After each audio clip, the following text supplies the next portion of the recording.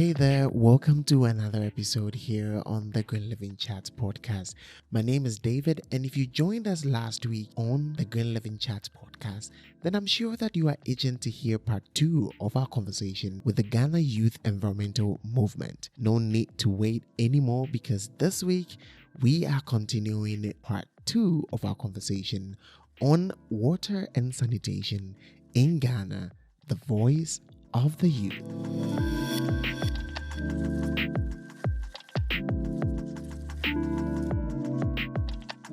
On last week's episode, Gloria, Agyare and Perk Pomeyie of the Ghana Youth Environmental Movement, popularly known as GYEM, joined us to have an interesting discussion on water and sanitation in Ghana and what GYEM is doing about this issue. Gloria and Perk told us more about what GYEM represents and what their mission is. They told us that GYEM is a youth-led organization. We are into environmental policy advocacy. As a youth movement, we look out to build in young people the ability to advocate and also identify key issues in our community and then help them to devise ways to address these key issues. Our vision is to work towards a sustainable environment. We envision sustainable and a just planet and environment, the community as one that has a clean air, water, a protected land and ocean, and a sustainable food and energy to support each and every person in the community. Also to look at building an intergenerational movement, a movement that extends beyond our generation, which would assess and make use of the current tools and resources to address environmental issues and also to make an impact. This and more in our conversation, which is readily available on all podcast platforms. So if you haven't heard this, I suggest you just check this episode out before we dive into today's conversation. Well, in part 2 of our conversation with GYEM, practical strategies we can adapt in solving water and sanitation issues in Ghana, which is also applicable to most of the environmental challenges we have in the country. We talked about grassroots strategies, top-to-down strategies, and the role of religion and culture in solving these issues. Gloria and Perk did not hesitate at all to tell us about some of the challenges they are facing as environmental activists in this region of the world. And I'm sure it's something that you can relate with. These and more were included in our conversation today, and I can't wait to share this conversation with you. But before we dive into it, I would like you to know that GYEM Solutions, together with Green Living Chat podcast and our team on the AFISA project, are presenting 2 exciting webinar conversations that you wouldn't want to miss in February 2022. So why don't you check our website for details and registration? Now grab a coffee and let's dive into this conversation with GYEM.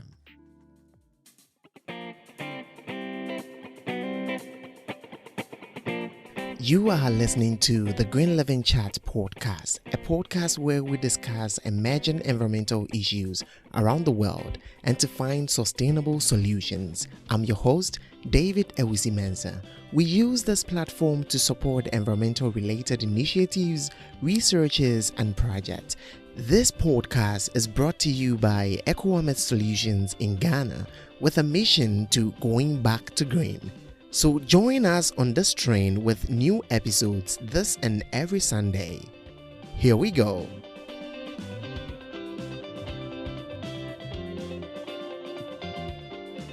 Let me pick up on you, Gloria, again. So we have talked a lot about some of the issues that are happening surrounding sanitation and water pollution and hygiene and all that.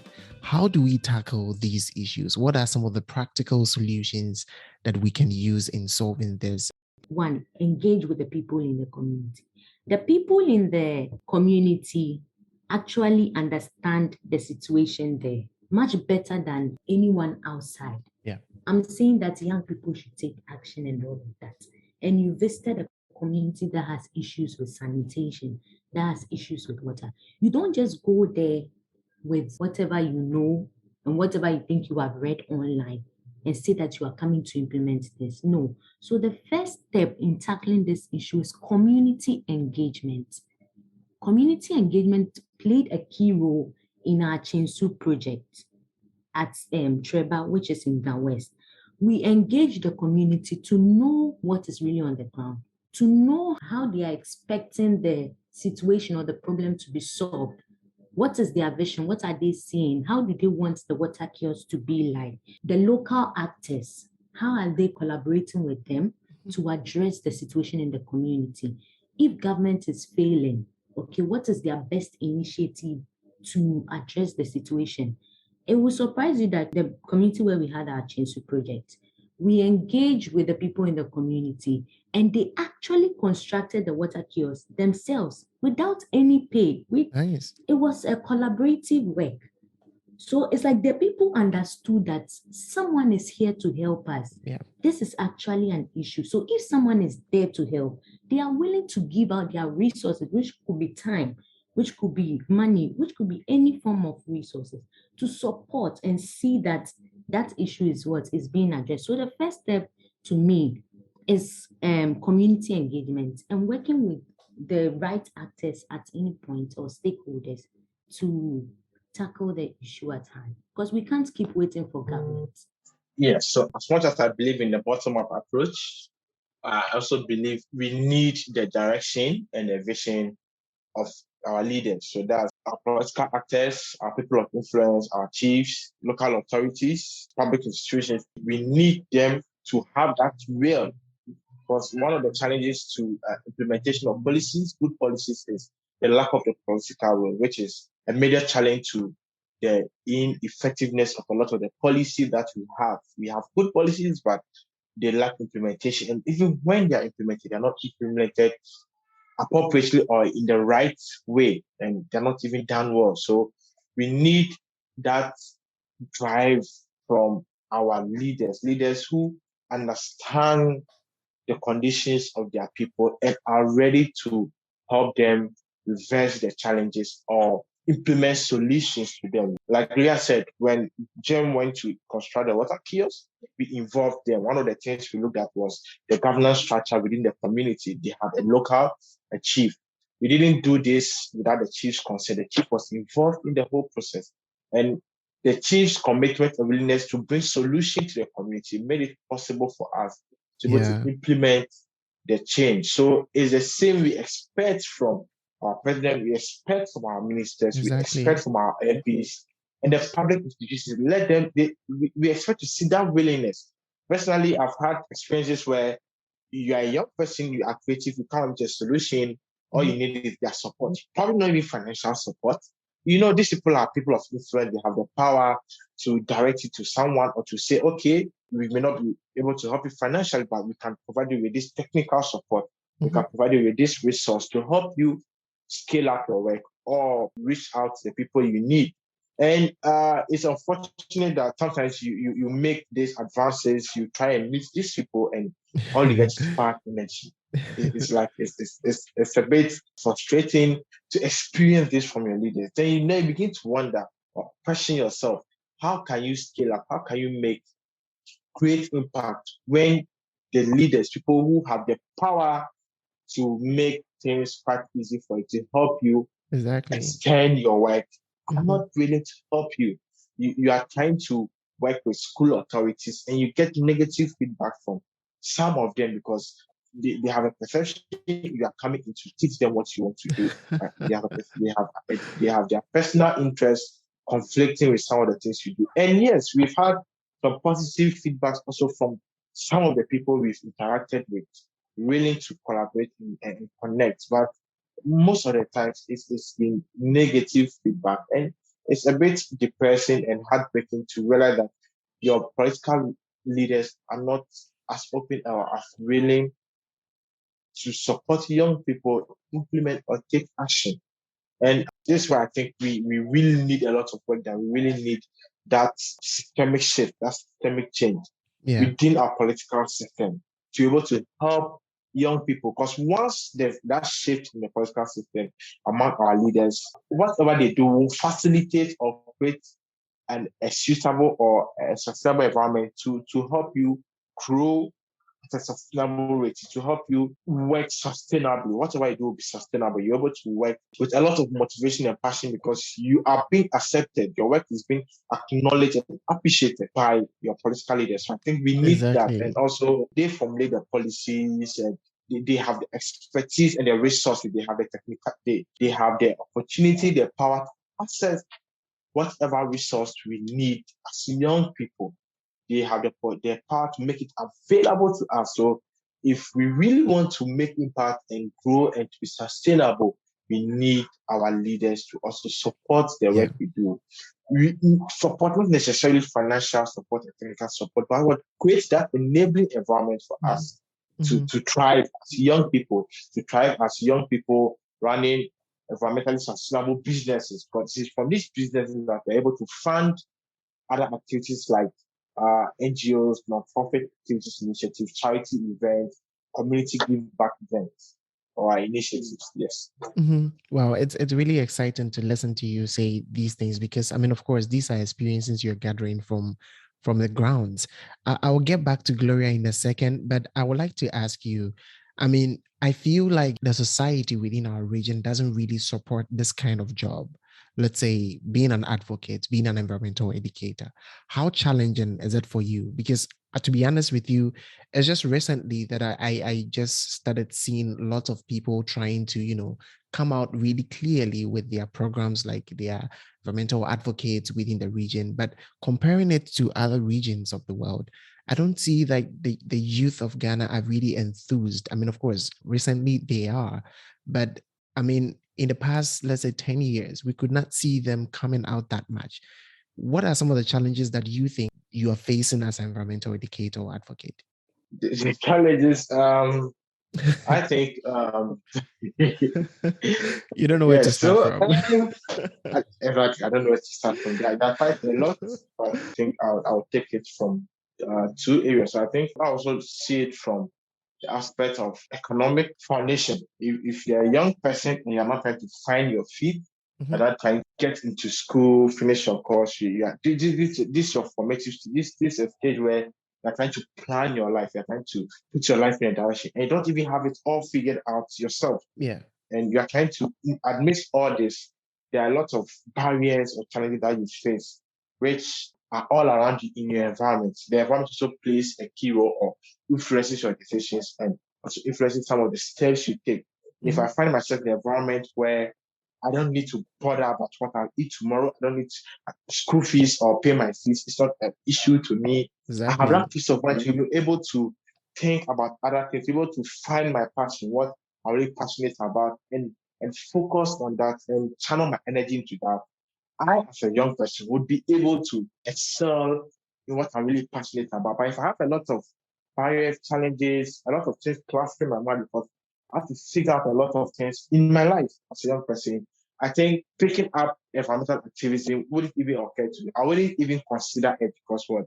I'm still trying to figure out my life and also make life easier and comfortable for me.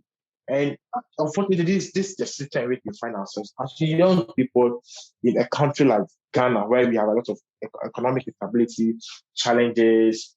A lot of young people come out from workplaces and come out from school, and they keep hearing unemployment. There's no job. So you come out from the system, or even while in school, to you it's about how can I make money? How can I survive the system? And with this survival mindset, even if you are passionate about something, you didn't have the energy to invest in it because what? You have a lot of things clustering your mind. And this is the case of quite a number of young people from Ghana. When I got into the environmental activism back in 2013, 2014, when I got to meet Gideon, there were just a handful of them out there. You could count how many environmental activists were yes. there and what were available resources that you could even access as a budding environmental activist. The technology, the knowledge, like how do you access some of these? And because there are a few people out there, a few resources, it makes it difficult to come across one. And unfortunately, when I was in school, university, when I was in SS, I never got to experience any of this. I didn't even know about it. And a lot of the workshop, the seminars, the initiatives that were going on, were all about personal development, how to secure a job, how to write a good CV. So you see, the environment is not really enabling enough. Yeah. And we need to do a lot of work to create that enabling environment, to have a lot of young people focusing on that. Because if I do not have a lot of distractions on my life, I can then begin to look at what I'm passionate about and how can I commit to it? How can I invest into them? Wow. This is a site. I don't know if it's any different for Gloria. Well, for me, I think Perk has covered the economic aspect of it. So yeah, working with someone and trying to do advocacy, trying to engage in these acts is quite difficult. But I also think that lack of support from local actors, okay. In this sense, you know that we are trying to push for something. Right now, you can see that young people in Ghana are getting interested in these environmental stuff and would like to see success, would like to see that what they are doing is actually translating into something meaningful. But it's like you keep advocating, you keep doing what you can do, you keep gathering people, using your time and resources without even bothering. And it's like our local actors are really onboarded and are not even ready to help make this thing a reality or make the young people feel like they're championing a good cause, It's very discouraging. So it all comes down to an enabling environment. Yeah. It's like our leaders are not seeing that. I don't know if they are really seeing it, but from my end, they don't think that is really essential. And funny enough, you speak with someone who works with a government institution and say that or this thing that you are engaging in, it's something we are used to. People rise up and do this and then it ends nowhere. It's bad. If that is the mentality we are moving with, it's bad. So we actually need support from these local actors. They are not willing to do it. We are willing to do it without money and without anything from them. They should just provide the support. This is what we want you to implement. You have all the resources available. Work with us. We are ready. Let's implement this. Simple. Because we want to see success. And that will be our encouragement. Honestly, me seeing the success of Chinsu, it was a good encouragement for me that, so I can really do something. Then I'll do more. Then I'll stay here. I want to see something work to make someone else smile. Do you get it? So yeah, basically that is it. That is it for me. I also like to speak from the organizational perspective as team leader. So I think one of the challenges we face as a youth movement is access to resources or funds. A lot of the funding opportunities are there come in a not too flexible manner. A lot of requirements, a lot of legal processes, which as a youth movement you don't have. So if you don't have these, of course you're not an organization, you do not run a structured organization where you're able to have certain documents that are required. So if the funding is not flexible to you, you are not able to access funding and also access to technical or other resources that you need as an organization to improve upon your work and to also grow as a youth movement. So currently, some of the workshops that I have been in, one of the things we always advocate or push for is when we ever meet donors or funders in the event, what we always say, they should also consider making available flexible funding for individual activists because funding is available to CSOs who have the structured organization, the structured work environment, they have the paper, have some of the documents to provide. And you, as a movement, you are working from your pocket. You are supporting your work from the little money you make. You are supporting your work from the donation from friends and family, from the resources you mobilize. Even in some events, how the creative ways you mobilize resources, you are asking people to give you the item rather than give you funds for it. So if I'm asking for items to run a program, am I able to have probably an account or an audited account and some of these documents that some donors require from young people? And it's more like it doesn't include you. It's not inclusive enough. The funding structures are not inclusive or not favorable to a lot of activists to support individual activists who are on the ground or grassroots activists making impact. And also youth movements. Because youth movements we don't have a lot of youth movement in Ghana, and a few also having challenges, unlike the structured CSOs where these are civil society organizations. So you have a lot of structures in place to be able to access bigger funding and also to provide whatever documents you want. And at the end of the day, those are the undergrounds working, the food soldiers not getting the support they need, and they quickly lose the motivation, the passion which they have to implement and foment change within their communities. Thanks so much for sharing these things. It's getting really exciting. I would like us to really explore a lot of areas, but our time is really fast spent. But I want to go back into the conversation where maybe, Gloria, you can add a little bit of your voice on the role of religion and culture in tackling these kind of water and sanitation issues within the country. And then we can dive a little bit into what GYEM is doing and some of the future projects that you guys are aspiring to do in the coming year. Well, I think that religion and culture plays a key role when it comes to influencing the mass. Let's take religion, for example. So as we previously said, that if our religious leaders are able to push this mentality into our people, the need for environmental action, the need to conserve the environment around us, the need to do this and that to make sure that our environment is safe, and then we have a sustainable environment for the next generation. It will be a good channel through which we can reach out to the mass. Because in the church, you find different kinds of people. So I think that religion can play a key role when it comes to advocacy, when it comes to creating awareness on these environmental issues. When it comes to culture, I think that's one of the things, just like you said, why don't we focus on sustainable development than economic development? Now, when you narrow this down, when you come to a certain, in Ghana here, we used to buy watching leaves, food in leaves, less plastics and all of these things. We are looking too much into the Western culture. And that is a big problem. So this is where culture can come into play. We want that indigenous culture back, but in a more refined way. Okay, we shouldn't take on someone's culture and try to adopt it. No, but we should bring these things back into the system so that we can help manage the situation at hand. We don't want things to go out of hand.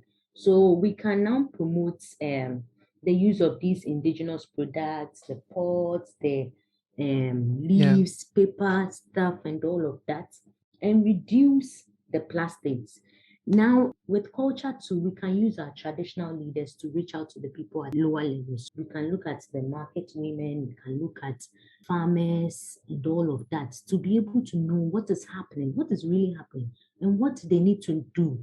They don't need to throw away the things they already know, but they need to maybe modify it to meet the demand at the moment. So I think that culture and religion, they actually have a key role to play when it comes to addressing environmental issues. And that is one thing we have to look into in Ghana. We don't have to throw away those key areas. Yeah. Wow. Those points you raised there are very, very important. There is a company called Footprints Africa. I think I mentioned it some time ago when we had a discussion. And what they are doing is they are presenting African circular economy stories just as they are, for us to realize that the things that we used to do of old were actually the circular economy that the West has brought to us, named and tagged circular economy. But we have to actually go back to the culture and go back to those indigenous things that we used to do, because now if we are building all those glamorous buildings and all that, they need air conditions and they need more energy. But if we go back to, the natural materials that we used to use that could still, cool the rooms, and your elder brothers used to pass their clothes to you and you can wear them. I mean, we wouldn't need to be shipping and receiving all these secondhand products that are coming. And so I think that it's really time that we really educate people, because even when you go to the schools, I mean, learning about our culture is like, I don't know, something tedious for kids. We don't even have qualified teachers to be doing this. If you're in school and you're learning, let's say, Ghanaian language, imagine someone in the university learning Ghanaian language. You are actually not regarded to be doing any subject that is important. But we've actually disregarded our culture and really learning the history of other countries. You know, when I traveled, I got to understand that if you listen to how the people in Eastern Africa know about West Africa, Ghana, our leaders, our culture, I'm really surprised how we are not taught those things in school, because there was nothing in social science that taught us maybe Uganda did this, Kenya did this. We only learned about the history of Ghana and then that's it. So I think it's really time that we go back and structure these things well, so that I think those are very important to a point that you mentioned. Hi there, just a quick one. So if you're enjoying this conversation, why don't you just share this episode with a friend of a friend, and let's get more people to listen to this episode. The urgency of climate change and humans reducing our impact and footprint on the environment is a necessity. And these are the conversations we need to promote. You can also help us by giving us a star rating or sharing your comments on whichever platform you are listening to this episode. Visit our website and our social media platforms in the show notes and get interactive with us, or send us an email at glcpodcast@ecoametsolutions.com. So thank you in advance. Let's get back into this conversation.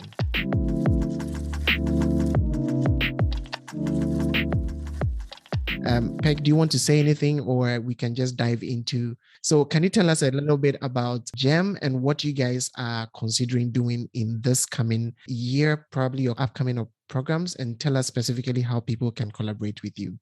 So let me add to the topic on culture and also religion. I think Gloria has said all about religion, people of influence, and using their power to educate the masses. So during 2020, during the COVID pandemic, Gideon and I, we developed a chat engagement tool.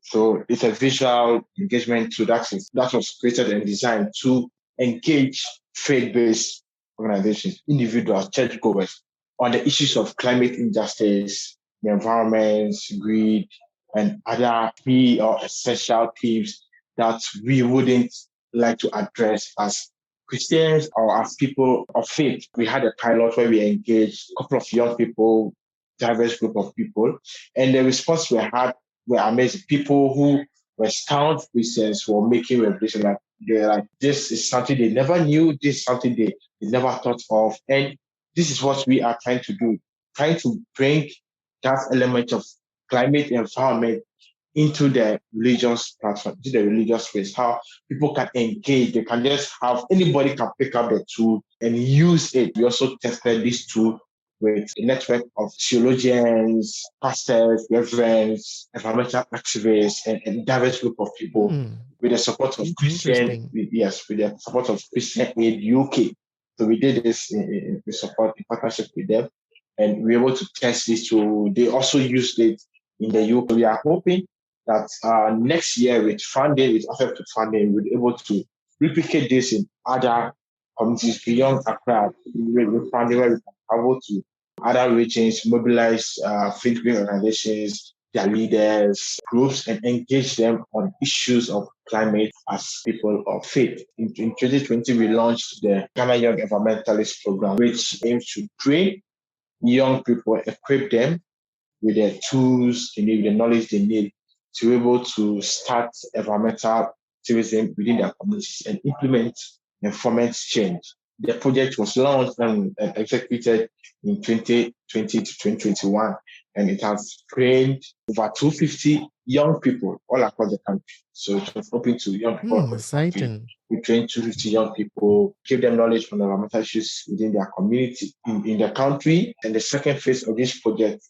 requested for them to implement the skills. So it's not just a theoretical training base you go, but you get to implement it within your community, where you get to face the challenges of environmental activism, and with your weight, knowledge, skills, and an experience, you're able to overcome these challenges and implement change. And we were amazed by the ideas and the works that the young people were able to put together. The really sad part I would say for me is to hear all these brilliant ideas, how they could resolve them, and not having the resources to be able to address some of these challenges. Because we, as an environmental movement ourselves, we are limited on capacity.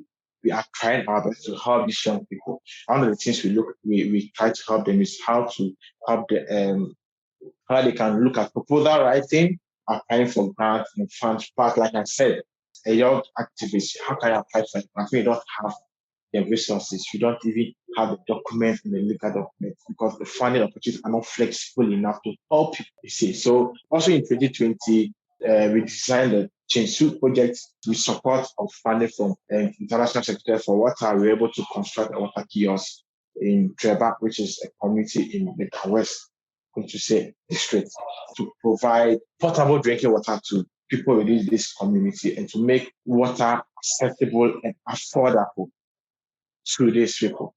So all of these projects, we are looking forward to continue them in the coming year.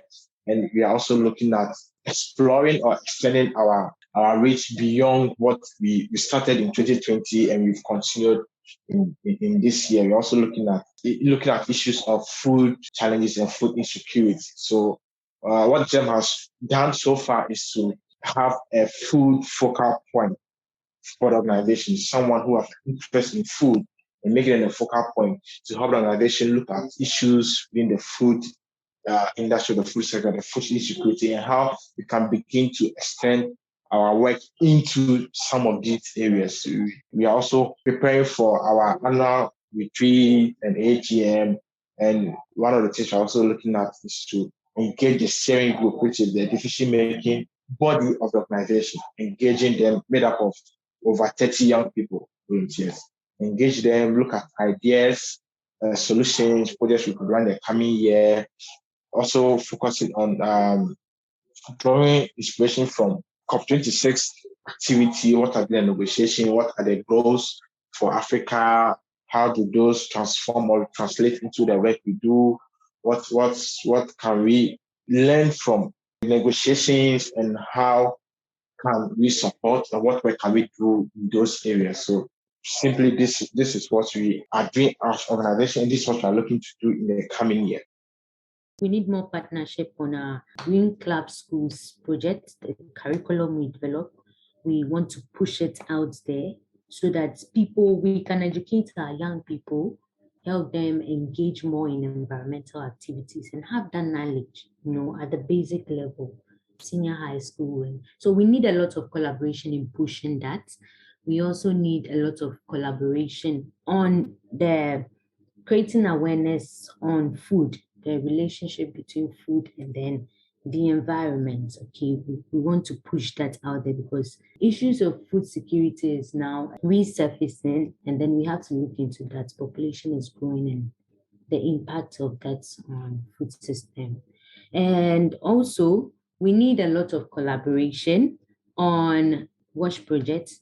So if we can get people on board who are willing to support, okay, especially financially, then we can replicate this to help address this systemic water inequality in Ghana. Yes, these are key areas. I mean, next year we are looking more into partnership, like Perk has already said. We want to build a stronger collaboration also for the single-use plastic campaign, because it's a serious issue here in Ghana and it needs urgent action on that to address that situation and then push our local actors to help us resolve this as soon as we can. Yeah. I mean, on this note, I would like to say thank you guys for really joining me on the podcast. It's been a wonderful conversation. And to be very honest with you, I think that GYEM is doing a super interesting and good job. And I think your influence on the environment is really, really great.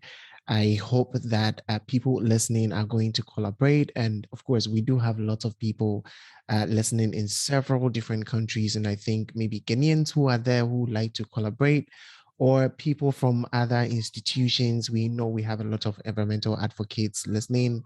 So please do collaborate with them, call them. Their information are going to be in the show notes. So get in touch with them and let's see how you guys can promote these kind of projects that you're doing.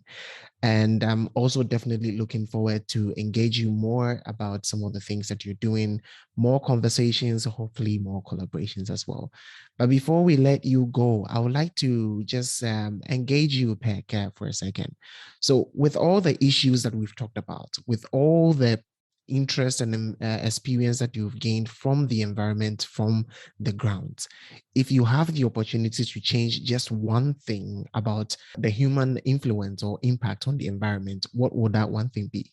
The mindset, how people think, the perception of our perception with the environment, how we perceive the environment, reflects in how you treat the environment. Yeah, I think that's very important. Gloria, I would like to just do a follow-up with you. What does sustainability mean to you personally? And what are you doing towards that? Okay, that's a good one. So this is a concept I have about sustainability briefly.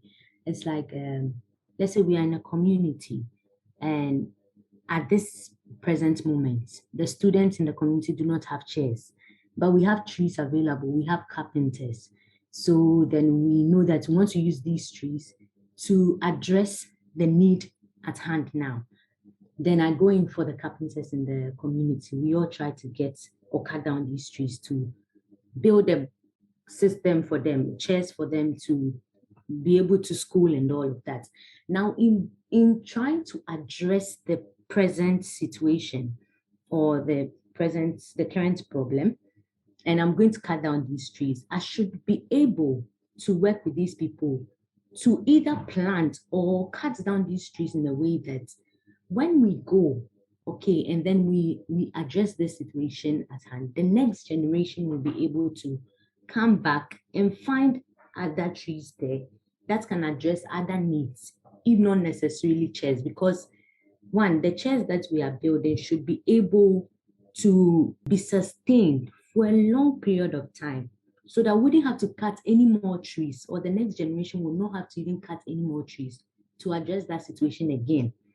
But rather, I use the trees that have been planted to address other needs, like provide shade and all of that. So this is how I see sustainability, trying to use the resources at hand to address a situation and making sure that the next generation can also depend on what you have left to also address a situation that they will encounter in their time. So this is how I see sustainability. And going forward, I would like to implement this in several ways, like working with young people. Yes, working with young people to be able to address a situation and make sure that whilst we are addressing it, we know that we are producing a long-term solution that people can come back again and still depend on it for years and not distract the left out resources or the resources we have left in the environmental space, basically. Wow. I really love what you said, and I think it actually defines sustainability perfectly. And Peck, really thank you so much for also sharing your thoughts on this, because really we definitely need to change people's mindset on it, on sustainability and environmental protection and everything. Because if we do understand that the environment is where we actually live and we are part of it and not a different entity, we are actually definitely protecting ourselves and our surrounding in the future as well. So really, guys, thank you so much, Gloria and Peck, for joining me today on the Green Living Chat podcast. It's been such an interesting conversation, and I really look forward to more collaborations in the future and definitely more conversations. Thank you for coming. Thank you too for having us, David, and giving us the opportunity to share our experiences, our stories with the rest of the world. Thank you. Thank you too, David, for having us.